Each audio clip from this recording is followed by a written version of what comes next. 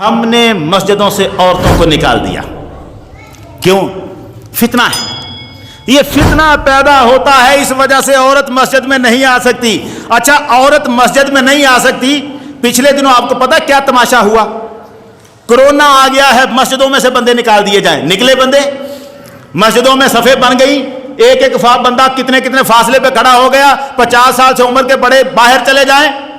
باہر منڈیوں میں, مارکیٹوں میں وہی رش رہا, دکانوں پہ وہی رش رہا, اور سارے لوگ پریشان ہو کے ایک جملہ کہتے تھے, یار کرونا بس مسجد میں ہی آ گیا. مسجدیں بند کر دی, منڈیاں مارکیٹ بازار نہیں بند کیے, کرونا بس مسجد میں ہی آ گیا ہے. میں کہتا ہوں عورتوں کو کسی جگہ جانے سے آپ نے منع نہیں کیا, بس مسجد میں آنے سے منع کر دیا. یہ فتنہ صرف مسجد میں آ گیا ہے. یعنی بازار میں جائیں, منگل بازار میں جائیں, دکانوں پہ رش لگا رہے, میٹر بل جمع کروانے عورتیں جائیں, نادرا کے دفتر کے باہر لائنیں لگی ہوں, بسوں میں گاڑیوں میں مردوں کے ساتھ عورتیں رگڑ رگڑ کے چل رہی ہوں, کوئی فتنہ نہیں ہے, اس کا کوئی انتظام نہیں ہے. مسجد میں عورت آئے گی تو فتنہ پیدا ہوگا. مسجد والا جو بندہ ہے یہ سب سے زیادہ برا ہے. جو نماز پڑھنے اللہ کی بارگاہ میں سجدہ کرنے آیا ہے, اسی کو ڈر پیدا ہو گیا. کیا کہتے ہیں وہ جی, عمر فاروق رضی اللہ تعالیٰ عنہ نے نکال دیا تھا مسجدوں سے. عمر فاروق رضی اللہ تعالیٰ عنہ نے مسجدوں سے نکال دیا تھا عورتوں کو. کہاں لکھا ہے؟ عمر فاروق رضی اللہ تعالیٰ عنہ نے نکال دیا. کسی معتبر روایت میں یہ بات نہیں ہے.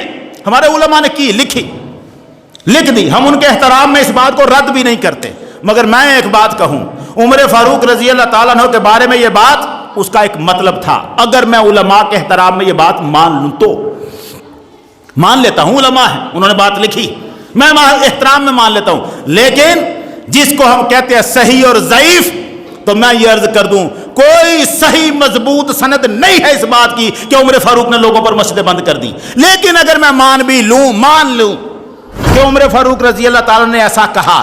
عاتقہ بنت زید عمر فاروق کی بیوی ہیں, اور اس سے کہا لوگوں نے, عاتقہ تو صبح کی نماز بھی مسجد میں پڑھنے جاتی ہے, عشاء کی نماز بھی مسجد میں پڑھنے جاتی ہے, عمر کو اچھا نہیں لگتا کہ تو نماز مسجد میں پڑھنے جائے. عاتقہ کہنے لگی, اگر عمر کو اچھا نہیں لگتا تو عمر مجھے منع کرے نا. وہ ایک بار کہے کہ نہ جا, میں نہ جاؤں گی, مگر عمر مجھے منع تو کرے. آ کے عمر فاروق سے کہا, آپ پسند نہیں کرتے میں مسجد میں جاؤں؟ کہا نہیں کرتا. کہنے لگی اچھا پھر مجھے منع کریں, مجھے کہیں کہ نہ جایا کر. کہنے لگے یہ نہیں کر سکتا, میں منع نہیں کر سکتا. پوچھا کیوں نہیں کر سکتے؟ کہا اس لیے کہ محمد عربی نے فرمایا تھا, لا تمنعوا اماء اللہ مساجد اللہ, اللہ کی بندیوں کو اللہ کی مسجدوں میں آنے سے نہ روکو. میں تجھے کیسے روک سکتا ہوں, جایا کر. آخری دن عمر فاروق کی شہادت کا دن, عمر فاروق نماز پڑھا رہے ہیں, آپ کو خنجر لگ رہا ہے, بیوی عاتقہ پیچھے کھڑی نماز پڑھ رہی تھی مسجد. اس دن بھی مسجد میں نماز پڑھ رہی. کب نکالا عمر فاروق نے. اور اس کا مطلب ہے عمر فاروق ایک ہے نا ہمارے ہاں, محمد نام نہیں رکھنا. کیوں؟ عمر فاروق نے منع کر دیا تھا. منع نہیں کیا تھا. عمر فاروق تو یہ کہتے تھے, تسمون محمدا ثم تلعنونہم, تم بچوں کے نام محمد رکھتے ہو پھر ان کو برا بلا کہتے ہو. لحاظ رکھا کرو, ادب رکھا کرو. ہم نے سوچا ہم نے تو گالی نکالنے سے مڑنا نہیں, تو پھر محمد نام نہیں, محمد کے آگے کچھ لگاؤ, پیچھے لگاؤ, کچھ لگاؤ. کیوں؟ وہ جب بندہ گالی دے ہی دیتا ہے تو پھر نام کی بے ادبی. ہم نے اپنا رویہ نہیں چھوڑنا, محمد نام کی برکت چھوڑ دی, محمد نام نہیں رکھنا. عمر فاروق نے کہیں منع نہیں کیا. انہوں نے تو کہا نام رکھو تو لحاظ بھی رکھو, عزت بھی کرو. ہم نے کہہ دیا. عمر فاروق نے حج تمتع سے منع کر دیا, نہیں منع کیا. عمر فاروق رضی اللہ تعالیٰ عنہ نے صرف اتنا کہا تھا, حج پہ آتے ہو, اے عمرہ کرتے ہو, احرام کھولتے ہو, اور پھر جو طریقہ تم نے آگے رکھا ہے وہ کیا ہے؟ عربوں کے ہاں بڑے عجیب معاملات تھے. حج کرنے گئے ہیں, اس کے بعد عمر فاروق رضی اللہ تعالیٰ عنہ کہتے تم بیویوں کو ساتھ لے کے آتے ہو, یہاں تم آ کے بیویوں کے ساتھ صحبتیں بھی کرتے ہو, احرام باندھ کر پھر مینا کی طرف جا رہے ہوتے ہو, وہ تقطر رؤوسہم, اور پانی کے قطرے تمہارے سروں سے ٹپک رہے ہوتے. تم نے حج کو بھی اپنی لذت کے لیے چھوڑا نہیں. یہ جو تم کرتے ہو کہ آئے عمرہ کیا احرام کھول دیا اور سب کچھ کرتے پھر رہے ہو, یہ مجھے پسند نہیں ہے, نہ کیا کرو تمتع. صرف یہ مطلب تھا ان کا کہ جب حج کرنے آئے ہو اب بیوی کو چند دن کے لیے چھوڑ دو, یہاں پر تمہیں آزادی ہے, اس کا یہ مطلب نہیں ہے کہ تم اسی کام میں لگے رہو. لحاظ رکھو, عمر فاروق رضی اللہ تعالیٰ عنہ کے حکموں کا مطلب تھا جب عورتوں نے فتنہ پھیلانا شروع کیا تو آپ نے ان کو کہا اس سے تو بہتر ہے نہ آیا کرو. یہ ہے اس جملے کا مطلب. اگر ثابت ہو کہ عمر نے منع کیا تھا تو اس کا مطلب صرف اتنا ہے, اور مسجدوں میں اس سے بہتر ہے نہ آیا کرو جو کچھ تم آ کے یہاں کر رہی ہو. لیکن یہ بھی جملہ ثابت تو نہیں ہے, مگر احتراماً میں مان رہا ہوں نا, علماء کے احترام میں کتابیں لکھی ہیں, کسی کتاب میں نہیں لکھا وہ لفظ کیا تھے عمر کے, نہیں لکھے.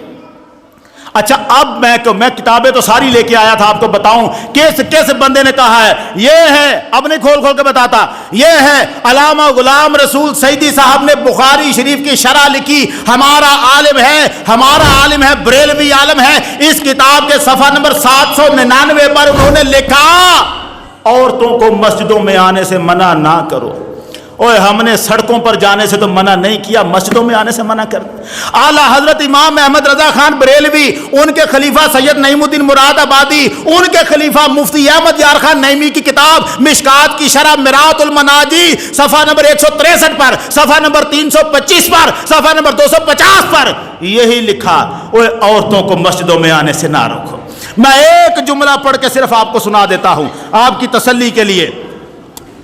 ایک جملہ صفحہ نمبر 165, یہ 163 صفحہ, آپ لکھتے ہیں اب فی زمانہ عورتوں کو با پردہ مسجدوں میں آنے اور علیحدہ بیٹھنے سے نہ روکا جائے, کیونکہ اب عورتیں سینماؤں بازاروں میں جانے سے تو رکتی نہیں, مسجد میں آ کر کچھ دین کے احکام سیکھ لیں گی, یہاں آئیں گی کچھ تربیت ہوگی, پتہ چلے گا. اور یہ ہے مفتی اعظم پاکستان مفتی منیب الرحمان کی کتاب تفہیم المسائل کی جلد نمبر 5, اور اس کتاب کے اندر میں آپ کو وہ پورا فتویٰ پڑھ کے سنا دیتا, مگر اب وقت ختم ہو چکا. میں دیکھ رہا ہوں نظریں گھڑی کی طرف اٹھ رہی ہیں.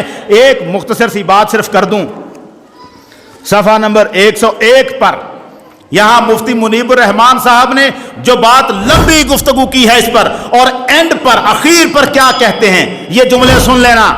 مفتی صاحب کہتے ہیں میرے نزدیک موجودہ دور میں مساجد میں نماز جمعہ و تراویح اور دروس کی مجلسوں میں شرعی حدود کی مکمل پاسداری کے ساتھ خواتین کی شرکت کا اہتمام, کہ وہ شریک ہوں, پردہ کر کے شریک ہوں, اباحت و جواز کی حدود سے نکل کر.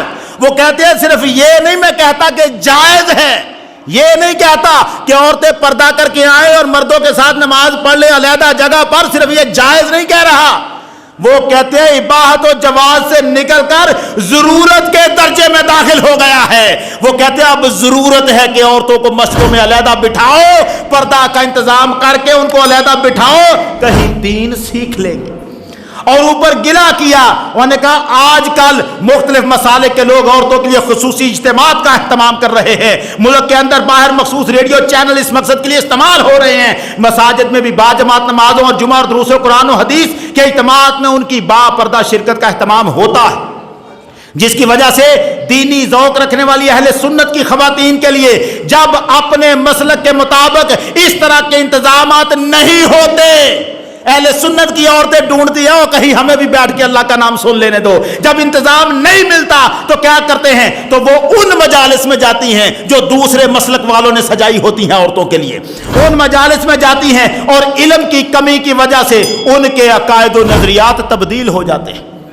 وہاں بیٹھ کر اپنا بیڑا غرق بھی کرتی ہیں, گھر آ کر اپنے بچوں کی تربیت بھی برباد کر دیتی ہیں. اور اس سے بہتر نہیں کہ ہم اپنی مسجدوں کے دروازے ان کے لیے کھولیں جو محمد عربی صلی اللہ علیہ وسلم نے کھولے تھے. بند کس دور میں ہوئے, کوئی دور نہیں. اور یہ ابن مسعود رضی اللہ تعالیٰ عنہ نے کینکریاں ماری کن کو, مسجد میں جمعے کے بعد بھی بیٹھی ہوئی تھی, ان کو کہا نکلو, جمعے کے بعد عورت کے لیے حکم ہے, نماز ختم ہوتے ہی پہلے فوراً وہ نکل جائیں. مرد سنتیں مسجد میں پڑھ سکتے ہیں, عورتیں نہیں. نماز جماعت ختم، وہ سرکار تو رک جایا کرتے تھے کہ عورتیں چلی جائیں تو پھر مرد جو ہیں وہ آگے پیچھے ہوں. یہ طریقہ کار آداب ہے. ہمیں اپنی عورتوں کو لانا ہوگا. اللہ کا فضل و کرم ہے، ہماری ہر مسجد میں جگہ ہے، یہ بنے ہوئے ہیں، چھتیں بنی ہوئی ہیں، ان پر بچے جو بٹھائے ہوئے ہیں ہم نے، یہ نیچے بیٹھ سکتے ہیں. یہاں عورتیں بیٹھ کر اگر پردے کا ہم بیچ میں کنات لگا دیں، پردہ کر لیں، عورتیں بیٹھ کر اپنی تربیت کے لیے وہ سیکھ لیں.